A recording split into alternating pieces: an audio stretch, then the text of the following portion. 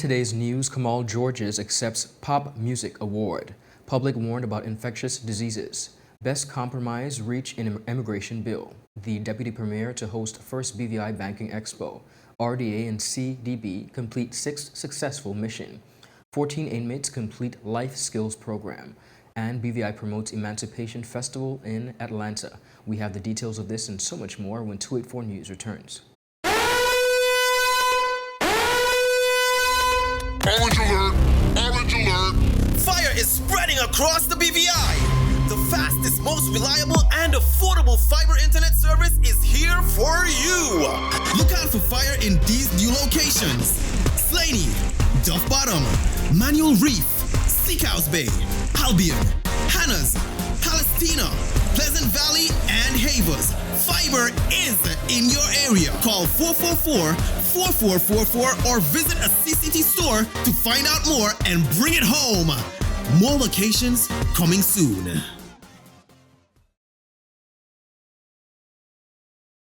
Rashford made it. Manchester United have come from behind to lead. At home or on the go, watch CCT Live. Download our app and carry your favorite TV shows, news, or live sports anywhere you go. Visit cctbvi.com/live, select your package, and tune in. Well, am I covered? Yeah, you're with CG. Remember when I was dabbling in knife throwing bingo? Well, one night I won, but I also got a bullseye. No. In a beehive. I ran for hours. They caught me in the end, though. Anyway, I was covered, and I got to keep my trophy. Uh-oh. Best medical cover for the price. CG Insurance. Good like that. Hello everyone and welcome to this edition of 284 News. It is Wednesday, June 5th, 2024. I'm Ron Grant, bringing you the latest out of Tortola in the Virgin Islands. A happy Wednesday's wish to each and every one of you. Thank you so much for joining us. Beginning our newscast, KAMAU Georges of the Virgin Islands took the stage last night at the prestigious Broadcast Music Incorporated Awards to accept a Pop Music Award. Georges, alongside award-winning DJ and producer Clinton Sparks, were honored for their collaborative work with DJ White Shadow on Lady Gaga's hit record Bloody Mary. The news of Georges' attendance at the award ceremony was revealed by Sparks himself through an Instagram story expressing his excitement about Georges flying out to accept the award together. Congratulations to the one and only KAMAU Georges. The Ministry of Health and Social Development is reminding the public to be vigilant about the expected seasonal increase in fever and respiratory conditions. Acting Chief Medical Officer Dr. Ronald Georges said residents, business owners, and managers of daycares, schools, and marina operators in the territory are to be alert, as around this time of year there are increases in fever and respiratory condition, and that at present there is a number of cases. Georges said, and I quote, "Heavy rains coupled with unmanaged mosquito breeding sites can further complicate this picture with transformation of dengue and chikungunya. Now, therefore, persons are being advised to reduce mosquito breeding sites in and around their premises. Residents are also reminded to stay away from work or school if they are ill with a fever or respiratory condition and seek medical attention if symptoms are severe and wear appropriate face masks." He further explained that dengue fever continues to be a concern in Latin America and the Caribbean, with continued transmission in the region. Similarly, he said other respiratory conditions such as respiratory virus, influenza, coronavirus, and other influenza-like viruses continue to circulate. The public is being urged to continue proper hand hygiene and sanitization practices, as well as covering coughs to minimize the spread of respiratory diseases. Persons are asked to ensure that all loose containers, standing water, or any areas that can act as mosquito breeding sites are removed. Dr. Georges is also reminding the public that reducing mosquito breeding sites will greatly assist the environmental health officers as they continue their efforts to control vectors in the territory. He said cases of dengue are reported to the Environmental Health Division, and members of the public with reported cases expect follow-up from the Ministry of Health. The community is also being asked to use government's BVI Gov Report It app to notify the unit of vector control related issues that require a response from either the Waste Management Department or Environmental Health Division. Premier Dr. the Honorable Natalia D. Wheatley has praised the passage of the Immigration and Passport Bill 2024, which introduces pivotal changes to immigration controls affecting children born in the British Virgin Islands to non-belonger parents. Premier Wheatley highlighted the delicate balance struck by legislators to address a long-standing concern regarding the status of these children.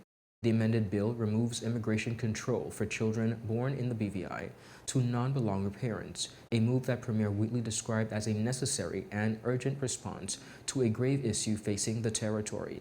He underscored that the amendment was crafted to resolve the uncertainty surrounding the status of these children, ensuring they have a clearer path to belonging to the community. Now, during the committee stage, legislators faced the challenge of finding a solution that would garner consensus. The final compromise, according to Premier Wheatley, reflects the best possible outcome that legislators could achieve under these circumstances. Now, the question is exactly how it should be addressed. You know, you have persons who are born in the territory, and for whatever reason, you know, by the time they get to be older age, you know, you have persons telling them they have to get on work permit to stay in the territory and things like that, which for me is really unacceptable for somebody born in the territory. So we were trying to contemplate ways in which we could address the matter. Finally, what we came up with, which was a consensus among the members of the House, was to remove immigration control on those children so that they don't have to go into the immigration department for time. They don't have to go get stamps in their passports, etc. They would not be subject to immigration control. This is under Section 21 and 29 of the Immigration and Passport Act. Premier Wheatley reminded residents that under current regulations, children born to non-belonger parents in the territory are eligible for naturalization upon reaching the age of 10, provided they register to begin the process. This provision, he said, offers a route for these children to secure their status within the territory. Important to note that individuals who are born to non-belonger parents right now at the age of 10, they can be registered and they can become naturalized, and they'll automatically become belongers and also citizens of the Virgin Islands and entitled to a passport. And sometimes maybe persons don't necessarily know that, so that's something that we want all of those individuals to know. Additionally, Dr. Wheatley addressed the situation of children born outside the territory but who have spent most of their lives within the Virgin Islands. The recent amendment allows such individuals to apply for residency status after 10 years in the BVI and for belonger status after 20 years. But we do recognize that we do have a challenge also with children who are not born in the BVI but who have come here at a very early age. We see a lot of those cases right now, and my heart bleeds really when I listen to these individuals describe the challenges they have with immigration when they get to the age of 18 and they've graduated from college and they want to stay in the only place that they've known as home. You know, we believe that that also will be addressed because under this amendment, they will be able to become residents after 10 years, and they'll be eligible for belonger status, you know, at 20 years. Viewers, up next, we have more on the local scene. We'll be right back after a quick commercial break. He hit me. Will CG cover this? Don't worry. Remember when I was in that competitive arm wrestling circuit? 3-time champion, baby!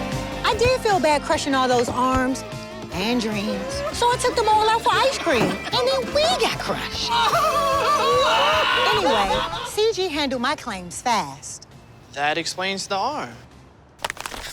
The best cover for the best value. CG Insurance. Good like that. At Partners for Kids, your child's health and happiness are at the heart of everything we do. We've been the trusted medical home for children and adolescents up to 18 years old. And now, we are excited to welcome a new member to our family of healthcare professionals. Introducing Dr. Aisha Maxwell, our new family practitioner. Dr. Maxwell brings a wealth of experience and deep passion for pediatric and adult care, ready to join our team in providing first-rate health services to your family.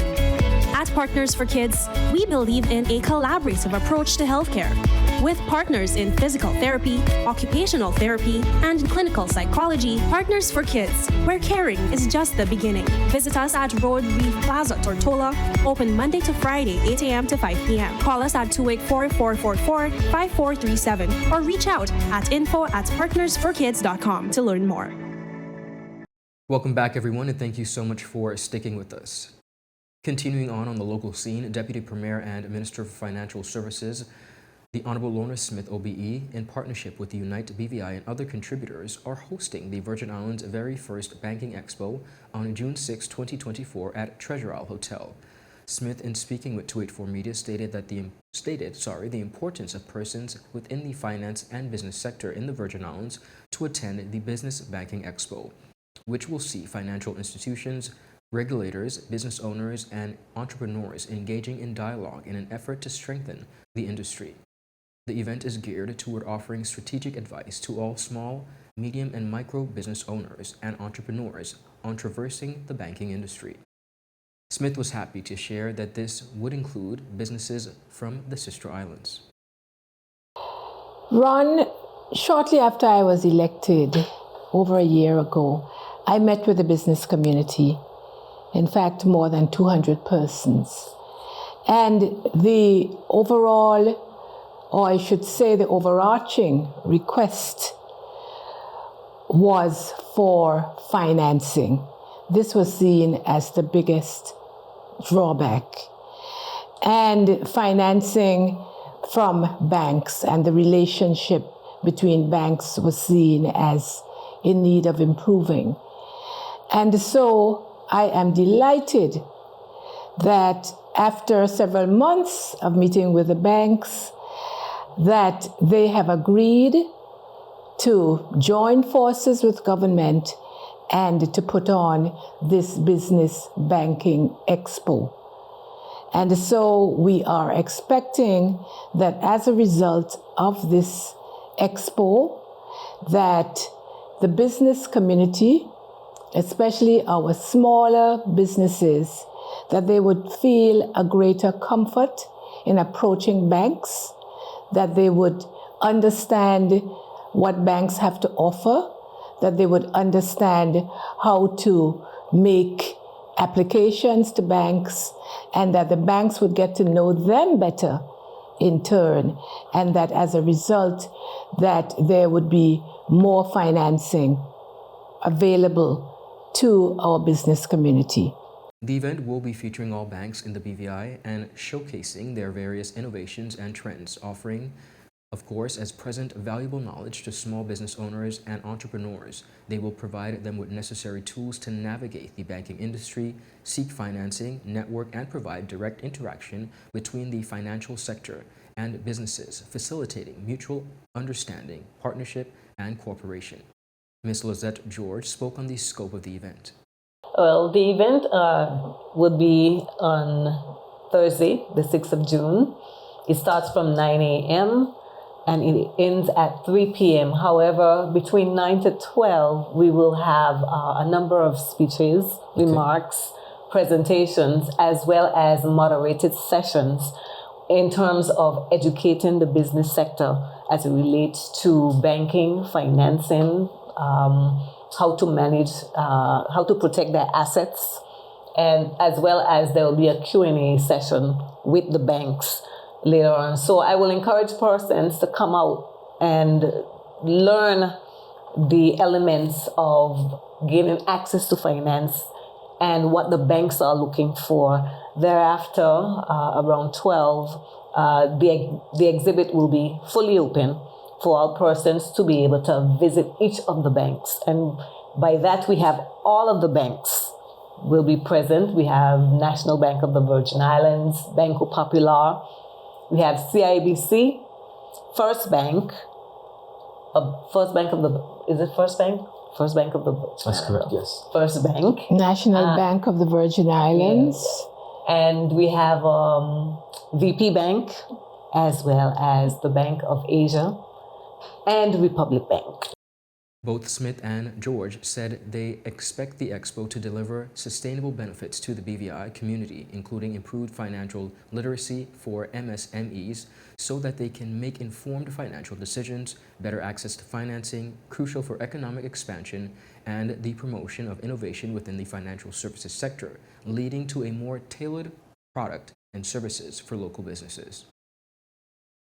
The Virgin Islands Recovery and Development Agency has successfully completed its 6th mission in collaboration with the Caribbean Development Bank, marking a significant milestone in the ongoing efforts to rebuild and enhance the resilience of the Virgin Islands, following the devastating hurricanes of 2017. The mission, which took place from May 27 to 31st, focused on assessing the progress of recovery projects, identifying new development opportunities, and strengthening the partnership between the government of the Virgin Islands, the RDA, and CDB. Key components of the mission included engagement with senior government officials, including Premier Dr. the Honorable Natalia D. Wheatley and Minister for Education, Youth Affairs, Sports, the Honorable Sharibi de Castro, to gather feedback and ensure inclusivity for development plans. Progress evaluation of ongoing infrastructure projects such as the Eslin Henry Roche Learning Center was also conducted to ensure they are on the track for completion. Additionally, the mission explored new initiatives and identified additional funding and project opportunities to address emerging needs within the recovery and development framework. Chief Executive Officer of the RDA, Anthony McMaster, noted that the hosting of the CDB for this 6th mission has been incredibly productive and inspiring. The CDB delegation included Ms. Velina Naxar, Ms. Claudia Louis, Mr. Paul Saunders, and Ms. Laverne Loward Graves, who were accompanied by RDA's CDB Contract Supervisor, Project Manager, Mr. Sergio Dantes, Community Liaison Officer, Ms. April Glasgow, and Environmental Specialist, Mr. Clive Pidrock. Mission, of course, highlights included significant advancements to the Eslin Henry Roche Learning Center, a critical infrastructure project meeting technical specifications, and an emphasis on sustainable construction practices to ensure rebuilt structures are resilient in future natural disasters, promoting long-term community stability. The mission emphasized the importance of collaborative approach involving a broad spectrum of stakeholders to ensure comprehensive and effective recovery strategies. The CDB's expertise and resources are being leveraged to maximize the impact of development efforts. 14 inmates, 9 males and 5 females from His Majesty's Prison have successfully completed the first ever Life Skills Reintegration Program, the 6-week course, a joint venture between His Majesty's Prison, the New Life Baptist Church Correction Fellowship, and the Righteous Invasion of Truth Ministry, focused on addressing reoffending behaviors and other crucial issues such as marital enrichment, finance, mental health, spiritual growth, and education. During the certification ceremony, Deputy Superintendent Mr. Raymond Grant expressed his enthusiasm for the program and its impact on the inmates. He said, and I quote, "I am delighted to see the collective efforts of both public and private entities in assisting the prison with rehabilitation programs for inmates." He also said the introduction of Life Skills Reintegration Program is in addition to our existing anger management, skills for life, counseling, and rehabilitation debate activities. Mr. Grant emphasized that a significant benefit of the reintegration program is that it allows external agencies, departments, and facilitators into the prison as part of its, and I quote, "Through the Gate initiative, which aims to strengthen rehabilitation links and improve the transition into society." He added that moving back into society is one of the critical aspects of prison reform, and I quote, "Often when inmates return to the community, they face stigma and a lack of tangible support." He continued by saying, "I am pleased that through this program, they can earn a certificate that serves as evidence of their efforts to progress and become better versions of themselves. Well done, and thank you to everyone involved in this critical work." The courses were facilitated by representatives from the various organizations, including the National Bank of the Virgin Islands, MWM Finance, the Deputy Governor's Office, Mrs. Sharifa Smith, Mrs. Shayna Smith Archer, Pastor Colin Gonthrop, Pastor Mitchell Glaze, Dr. June Samuels, and Dr. Albert Tompkins. Up next, we have more on the local scene. We'll be right back after a quick commercial break. At Higher BVI, we're not just about business. We're about empowering lives, and that is because we aspire to inspire. By choosing us, you're supporting a company that believes in equal opportunities, diversity, and community growth. Our mission goes beyond profit. It's about providing HR solutions, fostering talent, and leaving a positive impact. Join us in building a better future, a better BVI. Choose Higher BVI, where your support isn't just a transaction, it's a transformation. Together, we're changing lives in these beautiful Virgin Islands.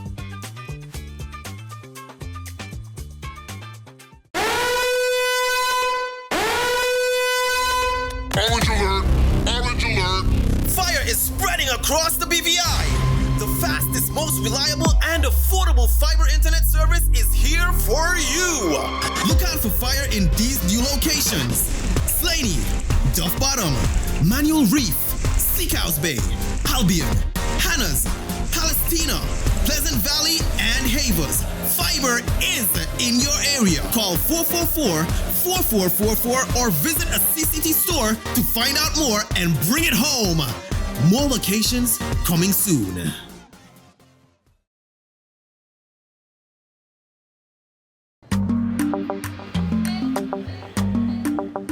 Yo, everything good, Dad? Aye. This thing got me one way, Daddy. What do you mean? Ever since I hook up with this thing, I can't eat, I can't sleep. This is the first thing I touch it when I reach home. What you really? Hey, this ain't like you, you know. Dad, this thing got me staying home, keeping out of trouble me. Wow. What your name is? Shit. I talking about my CCT life. Don't worry about missing your favorite series, sports, news, and local programming. Come to CCT today and sign up for CCT Live to access over 80 channels. CCT Live. Bring it home. 1 month free trial turn into 5. 5 months turn into, well, you know I huff. I watching ball. I been watching football. Dad, Nickelodeon, Paw Patrol. I am hooked. Hook, I tell you. Welcome back, viewers, and thank you so much for sticking with us. In anticipation of the 70th Emancipation Festival, the British Virgin Islands Tourist Board and Film Commission proudly promoted the 70th Virgin Islands Emancipation Festival over the Memorial Day weekend at the Atlanta Caribbean Carnival in Atlanta, Georgia.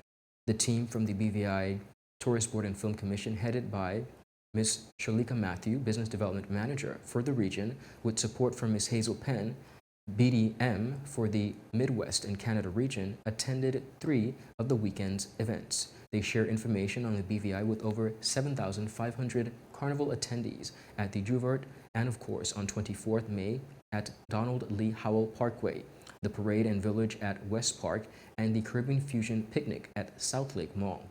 At the Carnival Village, the BVI team offered samples of BVI culture with delicacies such as Johnny cakes, sawfish cakes, pâtés, fruit punch, and the painkiller cocktail.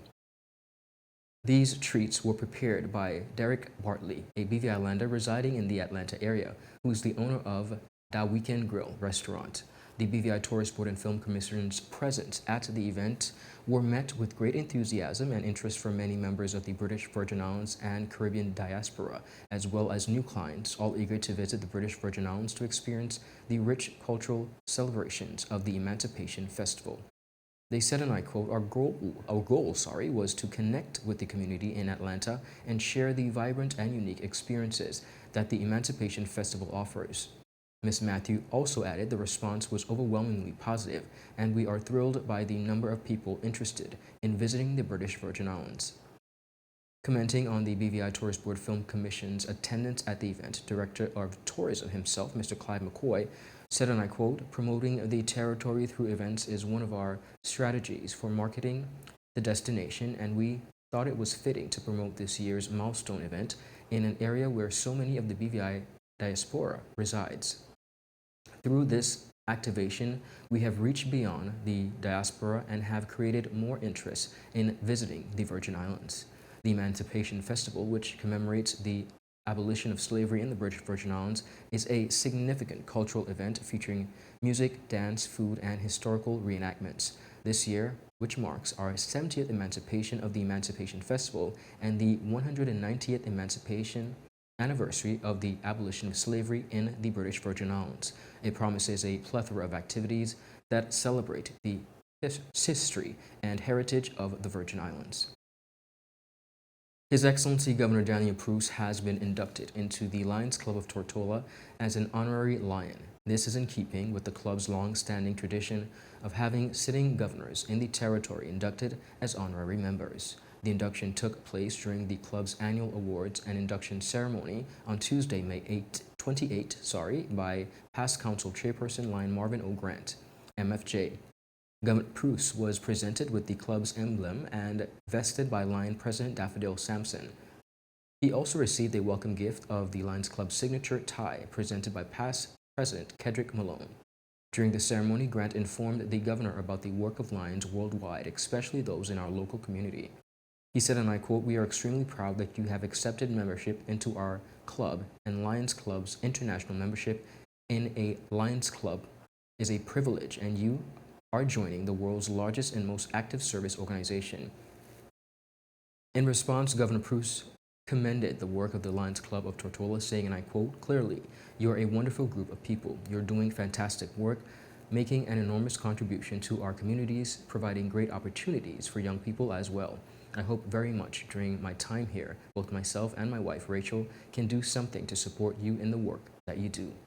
The club also welcomed 3 additional new members, Jeremy Liebert, Sherry Ann James, and Marcia Light Robin, who were inducted as Lions. Additionally, its youth arm, the Leo Club of Tortola, welcomed Madison Blyden, who was inducted as a Leo.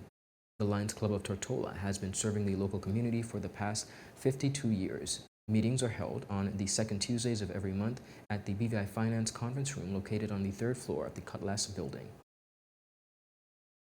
On the matter of sports, the British Virgin Islands top athletes made significant strides on the international and regional sports stage this past weekend in various competitions. Our KAMAU Haynes has this report. In athletics, Olympian Kyron McMaster delivered a stellar performance at the Wanda Diamond League Bauhaus Gala in Stockholm, Sweden on Sunday.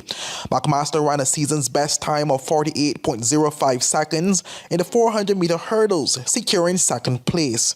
His time was an improvement over his previous best of 48.49 seconds at the Bislett Games in Oslo on May 30th.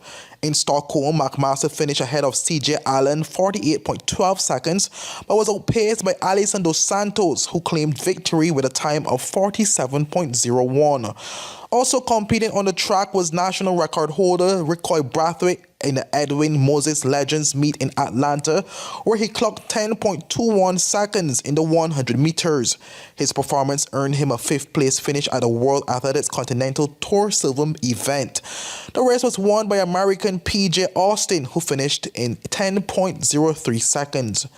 On the field, Olympian Chantal Malone showcased her skills in the long jump at the 2024 Maximum Velocity Athletics HP No. 1 at the Chula Vista Elite Training Center in California. Malone achieved a distance of 6.62 meters, tying for 4th place. Her leap was an improvement for her previous best of 6.54 meters at a pure athletics sprint meet in May. Malone continues her quest to meet the Paris 2024 qualifying mark of 6.86 meters. Meanwhile, in the shot put, Jaimon Gums threw a distance of 19.28 meters to place second at the Music City Track Carnival in Tennessee. Olympian Eldred Henry followed closely at that same meet, finishing third with a best throw of 18.83 meters in his 3rd meet of the season. The professional portion of this meet was part of the World Athletics Continental Tour bronze level. In rugby, the BVI Rugby Football Union's BVI Barbarians faced off against the Puerto Rican Exiles in a friendly match at the A.O. Shirley Recreation Ground on May 31st. The BVI team dominated both tennis-side matches, winning 2-0 and 5-0. Reporting for 284 News, I am KAMAU Haynes.